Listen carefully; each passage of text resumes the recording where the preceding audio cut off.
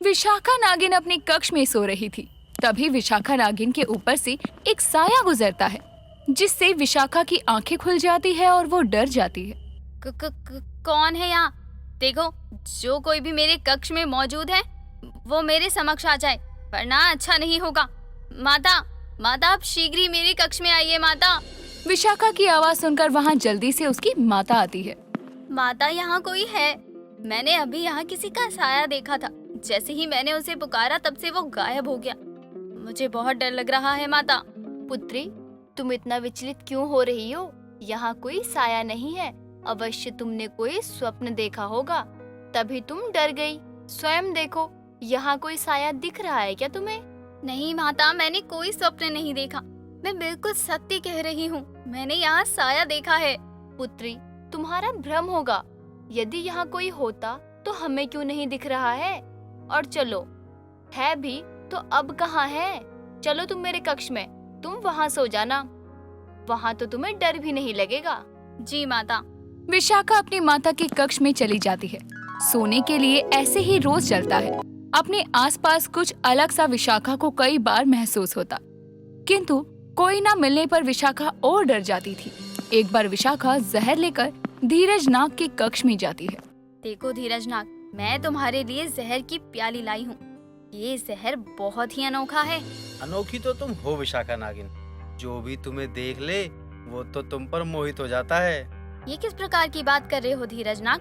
तुम मेरे बचपन के मित्र हो और तुम मेरे साथ इस प्रकार की अनुचित बात करते हो। तुम्हें शर्म आनी चाहिए। कोई बात नहीं, शर्म करते हुए ही मैं तुम्हारे पास आ जाता हूँ। वैसे भी रोज रोज थोड़ी ना तुम मेरे कक्ष में आती हो। आज आई हो तो इसका पूरा लाभ उठा लेना चाहिए मुझे। तुम जिस प्रकार की बात कर रहे हो ना मेरे साथ, वो सब मुझे अच्छे से समझ आ रहा है। इसलिए मैं तुम्हारी भलाई के लिए कह रही हूँ, मुझसे ना ऐसी बातें करो और ना ही कोई दुर्व्यवहार। धीरज विशाखा के साथ जबरदस्ती करने लगता है और उसको अपनी तरफ खींच लेता है। तुम बहुत ही गलत कर रहे हो धीरज। तुम्हें पता नहीं है, यदि ये खबर नागराज तक पहुंच गई ना तो तुम्हें इस लोक से बहिष्कृत किया जाएगा। कुछ समय की तो बात है, तुम मेरे नजदीक आ गई हो। बस मुझे अपने मन की करने दो, फिर किसी को भी हमारे बीच की बात का पता तक नहीं चलेगा। आओ जल्दी से। लगातार धीरज के दुर्व्यवहार के किए जाने पर विशाखा बहुत ज्यादा परेशान हो जाती है। तभी विशाखा के अंदर साया आता है और वो विशाखा में मानो अलग ही जान डाल देता है, जिसके बाद विशाखा धीरज नाग को बहुत जोर से धक्का मारकर गिरा देती है। अरे तुम्हारे अंदर अचानक से इतनी जान कैसे आ गई? तू मुझे हाथ लगाएगा? मैं इस नागलोक की नागिन हूँ और तू मेरी शक्तियों से अभी भी परिचित नहीं है। मैं किसी के भी साथ कुछ भी गलत नहीं होने दे सकती। विशाखा की आवाज और उसके बात करने के तरीके से धीरज बहुत ही ज्यादा डर जाता है और जल्दी से वहाँ से भाग जाता है। विशाखा को खुद भी पता नहीं चल रहा था कि आखिर उसके साथ इतने सारे बदलाव कैसे हो रहे थे। अगली सुबह विशाखा अपनी सहेली चंचल नागिन के साथ वन में टहल रही थी।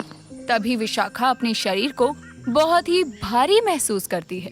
चंचल, अचानक से मेरा शरीर बहुत भारी हो गया है। ऐसा लग रहा है जैसे मेरे ऊपर पता नहीं कितना वजन हो गया हो। तुम भी क्या मजाक कर रही हो विशाखा? तुम इस नागलोक की सबसे पतली नागिन हो, जिसका शरीर का आकार मन मोह लेता है, और तुम ये कह रही हो कि तुम्हें भारी भारी महसूस हो रहा है। मैं कोई मजाक नहीं कर रही हूँ।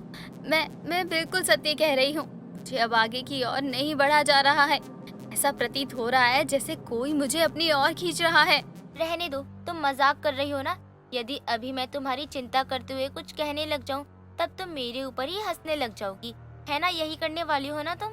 नहीं, सच में मैं कोई मजाक नहीं कर रही हूँ।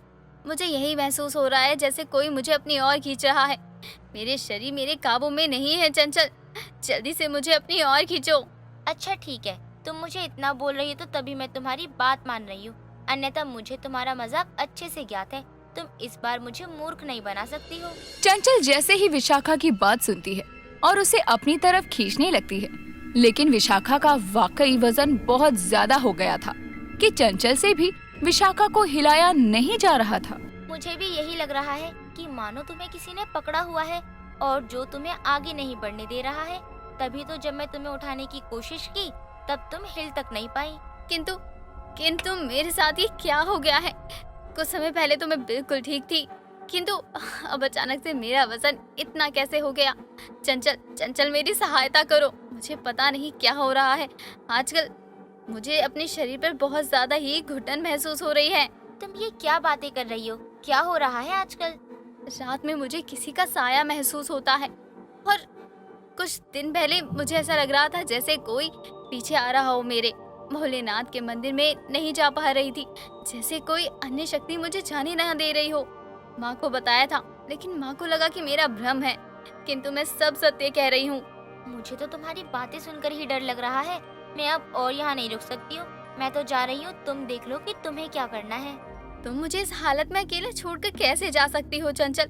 मैं तुम्हारी सखी हूँ और तुम मुझे अकेला छोड़कर कैसे जा सकती हो? मत जाओ कहीं, मैं अपने कक्ष से कैसे जाऊंगी? वो सब तुम देखो कि तुम अपने कक्ष में कैसे जाओगी। यदि तुम्हारे साथ कुछ समय मैं और यहाँ रही ना, तो मैं जरूर अपने कक्ष में जाने लायक नहीं रहूंगी। माफ करना, सखी हूँ तुम्हारी, लेकिन इस समय मुझे अपना भी तो सोचना है।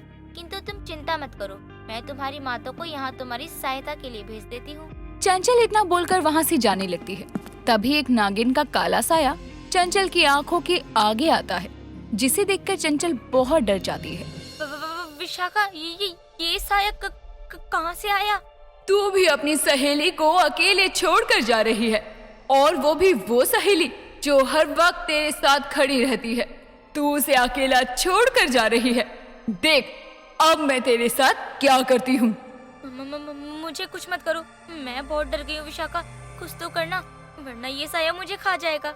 यदि तुमने मेरी सखी को जरा भी नुकसान पहुंचाने की कोशिश की तो मैं तुम्हें डस लूंगी। होगी तुम कोई काला साया, किंतु मैं भी एक नागिन हूँ, नागिन। तू जितना चाहे अपनी सहेली को बचाने की कोशिश कर ले, लेकिन मैं इसका खात्मा करके ही रहूंगी। मेरा मकसद है और मैं अपने मकसद को अधूरा नहीं छोड़ूंगी। इतना कहकर वो साया चंचल को हवा में उठा देता है, जिसके बाद विशाखा भी बहुत कोशिश करने लगती है कि वो किसी तरह से चंचल को बचा सके, लेकिन बचा नहीं पाती और वो साया चंचल को भी बहुत ज्यादा परेशान करता है। ये देखकर विशाखा भी काफी रोने लगती है। तुम्हारी हमसे कोई शत्रुता है? तुम हमसे किस बात का बदला ले रही हो? मैं बस अपने नागलोक की सेवा कर रही हूँ। मुझे नागलोक में किसी के साथ कोई बैर नहीं है। मैं तो नागलोक से बहुत ज्यादा प्रेम करती हूँ और नागलोक वासियों से भी। ये कैसा प्रेम है जिसमें नागलोक वासी ही कष्ट में है? प्रेम तो ये नहीं होता। मैं केवल इतना चाहती हूँ कि जो कुछ भी मेरे साथ हुआ इस नागलोक के अंदर, वो किसी और के साथ ना हो।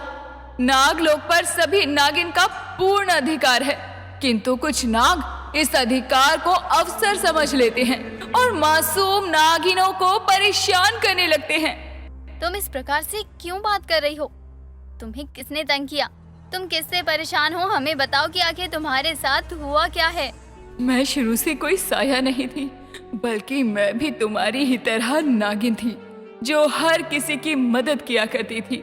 किंतु नागलोक के कुछ नाग बताओ ना आगे क्या हुआ? कुछ नाग आगे क्या?